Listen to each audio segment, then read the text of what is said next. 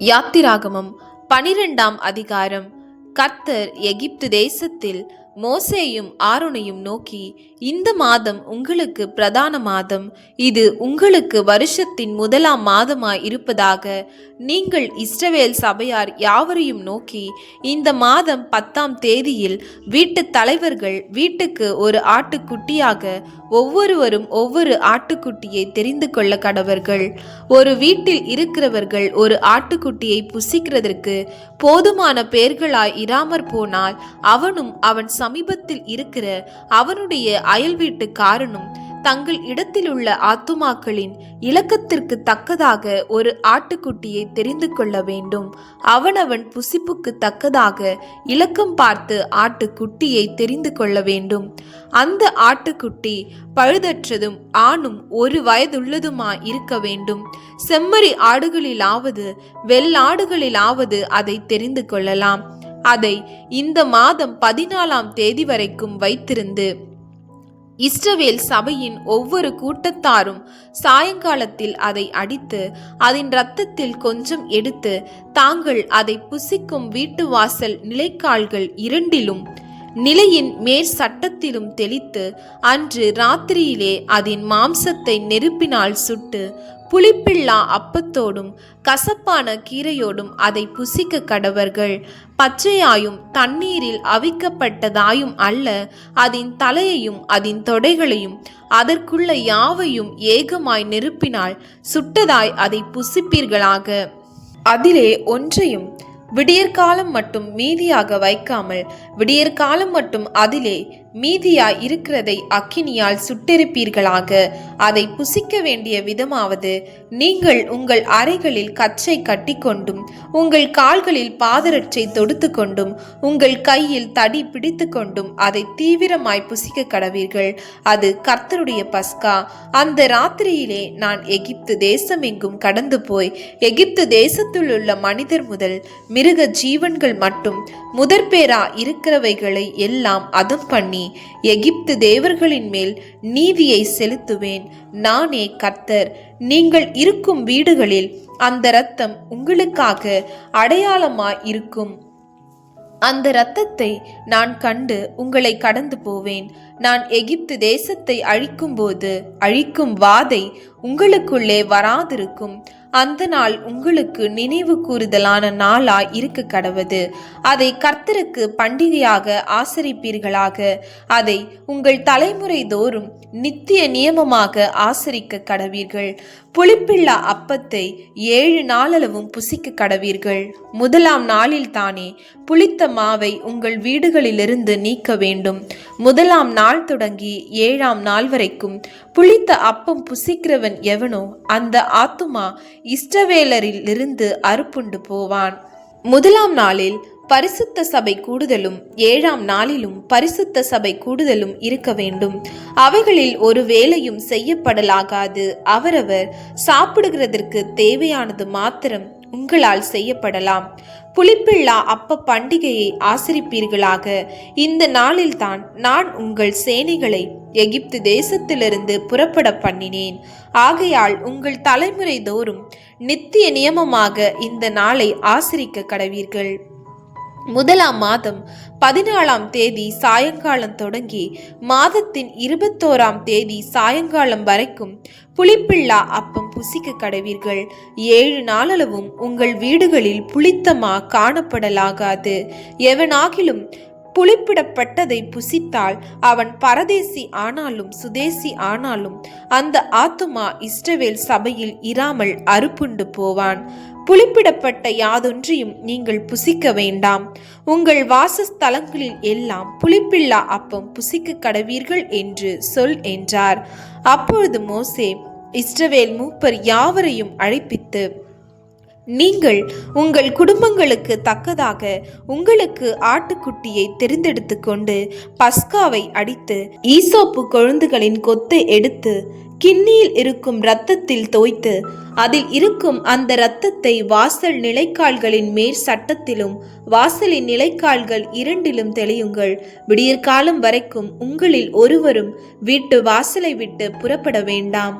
கர்த்தர் எகிப்தியரை அதம் பண்ணுகிறதற்கு கடந்து வருவார். நிலையின் மேற்சட்டத்திலும் வாசலின் நிலைக்கால்கள் இரண்டிலும் அந்த இரத்தத்தை காணும்போது கர்த்தர் சங்காரக்காரனை உங்கள் வீடுகளில் உங்களை அதம் பண்ணுகிறதற்கு வர ஒட்டாமல் வாசற்படியை விலக்கி கடந்து போவார். இந்த காரியத்தை உங்களுக்கும் உங்கள் பிள்ளைகளுக்கும் நித்திய நியமமாக கைக்கொள்ள கடவீர்கள். கர்த்தர் உங்களுக்கு தாம் சொன்னபடி கொடுக்க போகிற தேசத்திலே நீங்கள் போய் சேரும்போது இந்த ஆராதனையை கைக்கொள்ள கடவீர்கள். அப்பொழுது உங்கள் பிள்ளைகள் இந்த ஆராதனையின் கருத்து என்ன என்று உங்களை கேட்டால், இது கர்த்தருடைய பஸ்காவாகிய பலி. அவர் எகிப்தியரை அதம் பண்ணி நம்முடைய வீடுகளை தப்ப பண்ணின போது எகிப்திலிருந்த இஸ்ரவேல் புத்திரருடைய வீடுகளை கடந்து போனார் என்று நீங்கள் சொல்ல வேண்டும் என்றான். அப்பொழுது ஜனங்கள் தலைவணங்கி பணிந்து கொண்டார்கள். இஸ்ரவேல் புத்திரர் போய் அப்படியே செய்தார்கள். கர்த்தர் மோசேக்கும் ஆரோனுக்கும் கட்டளையிட்டபடியே செய்தார். நடு ராத்திரியிலே சிங்காசனத்தின் மேல் வீற்றிருக்கும் பார்வோனுடைய தலைப்பிள்ளை முதல் காவல் கிடங்கில் இருக்கும் சிறைப்பட்டவனின் தலைப்பிள்ளை வரைக்கும் எகிப்து தேசத்தில் இருந்த முதற்பேர் அனைத்தையும் மிருக ஜீவன்களின் தலையீற்றனைத்தையும் கர்த்தர் அழித்தார். அப்பொழுது பார்வோனும் அவனுடைய சகல ஊழியக்காரரும் எகிப்தியர் யாவரும் ராத்திரியிலே எழுந்திருந்தார்கள். மகா கூக்குரல் எகிப்திலே உண்டாயிற்று. சாவில்லாத ஒரு வீடும் இருந்ததில்லை. ராத்திரியிலே அவன் மோசேயும் ஆரோனையும் அழைப்பித்து, நீங்களும் இஸ்ரவேல் புத்திரரும் எழுந்து என் ஜனங்களை விட்டு புறப்பட்டு போய் நீங்கள் சொன்னபடியே கர்த்தருக்கு ஆராதனை செய்யுங்கள். நீங்கள் சொன்னபடியே உங்கள் ஆடு மாடுகளையும் ஓட்டிக்கொண்டு போங்கள், என்னையும் ஆசீர்வதியுங்கள் என்றான். எகிப்தியர், நாங்கள் எல்லாரும் சாகிறோமே என்று சொல்லி தீவிரமாய் அந்த ஜனங்களை தேசத்திலிருந்து அனுப்பிவிட அவர்களை மிகவும் துரிதப்படுத்தினார்கள். பிசைந்த மா புளிக்கும் முன் ஜனங்கள் அதை பாத்திரத்துடனே தங்கள் வஸ்திரங்களில் கட்டி தங்கள் தோள் மேல் எடுத்து கொண்டு போனார்கள். மோசே சொல்லியிருந்தபடி இஸ்ரவேல் ஜனங்கள் எகிப்தியரிடத்தில் வெள்ளி உடைமைகளையும் பொன் உடைமைகளையும் வஸ்திரங்களையும் கேட்டார்கள். கர்த்தர் ஜனங்களுக்கு எகிப்தியரின் கண்களில் தயவு கிடைக்கும்படி செய்ததினால் கேட்டதை அவர்களுக்கு கொடுத்தார்கள். இவ்விதமாய் அவர்கள் எகிப்தியரை கொள்ளையிட்டார்கள். இஸ்ரவேல் புத்திரர் ராமசேசை விட்டு கால்நடையாய் பிரயாணம் பண்ணி சுக்கோத்துக்கு போனார்கள். அவர்கள் பிள்ளைகள் தவிர 6 லட்சம் புருஷராய் இருந்தார்கள். அவர்களோடே கூட பல ஜாதியான ஜனங்கள் அநேகர் போனதும் அன்றி மிகுதியான ஆடு மாடுகள் முதலான மிருக ஜீவன்களும் போயிற்று. எகிப்திலிருந்து அவர்கள் கொண்டு வந்த பிசைந்த மாவை புளிப்பில்லா அப்பங்களாக சுட்டார்கள். அவர்கள் எகிப்தில் தரிக்க கூடாமல் துரத்திவிடப்பட்டதினால் அது புளியாதிருந்தது. அவர்கள் தங்களுக்கு வழிக்கென்று ஒன்றும் ஆயத்தம் பண்ணவில்லை. இஸ்ரவேல் புத்திரர் எகிப்திலே குடியிருந்த காலம் 430 வருஷம். 430 வருஷம் முடிந்த அன்றைய தினமே கர்த்தருடைய சேனைகள் எல்லாம் எகிப்து தேசத்திலிருந்து புறப்பட்டது. கர்த்தர் அவர்களை எகிப்து தேசத்திலிருந்து புறப்பட பண்ணினதினால் இது அவருக்கென்று முக்கியமாய் ஆசரிக்கத்தக்க ராத்திரியாயிற்று. இஸ்ரவேல் சந்ததியார் எல்லாரும் தங்கள் தலைமுறை தோறும் கர்த்தருக்கு முக்கியமாய் ஆசரிக்க வேண்டிய ராத்திரி இதுவே. மேலும் கர்த்தர் மோசேயும் ஆரோனையும் நோக்கி, பஸ்காவின் நியமமாவது அந்நிய புத்திரன் ஒருவனும் அதை புசிக்க வேண்டாம். பணத்தினால் கொல்லப்பட்ட அடிமையானவன் எவனும் நீ அவனுக்கு விருத்த சேதனம் பண்ணப்பின் அவன் அதை புசிக்கலாம். அந்நியனும் கூலியாளும் அதிலே புசிக்க வேண்டாம். அதை ஒவ்வொரு வீட்டிற்குள்ளும் புசிக்க வேண்டும்.